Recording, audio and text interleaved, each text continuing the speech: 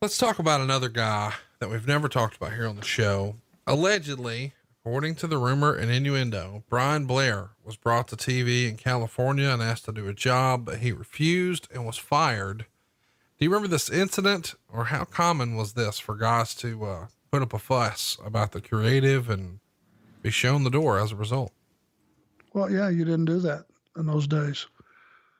That was the reason I wrestled Tom McGee. Tom McGee beat me.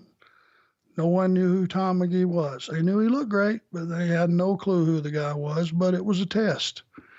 And in those days, you know, Vince would test you just on random, right in the middle. You could be in the middle of a big angle with a top guy, and he would just have you go out there in a dark match and lose to somebody that made no sense. And he was just trying to constantly test and see where your head was at. And were you going to do business when you got to that big match in the main event at WrestleMania? If you got there, he wanted to know that whatever he had in mind, you weren't going to give him any, crap about it. You were going to do what was asked, and that's it. It was one of his ways of testing you. What do you think of his technique with that? What do you mean?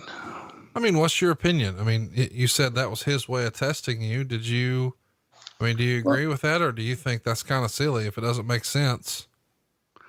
Well, I wouldn't, if I was in his position, anybody that I didn't trust to do business wouldn't be working for me. There you go.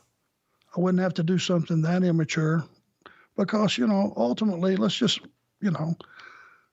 he would argue the point that it doesn't matter, that he can make you a star anytime he wants. Well, yeah, that's true, if he in fact chooses to do that. But if you're at a critical point, say you've been there just a few months and you're starting to get a little bit of notice and you're starting to get a little bit of momentum, to send you out in Boston or Madison Square Garden in front of 18,000 people and get beat by somebody that should have been carrying your bags in the back door, it probably throws a wrench in you getting over in that particular town. Yeah. And, that's the way I look at it, because people they would just kind of go silent and look at you and look at each other and shake their head like, what the hell was that?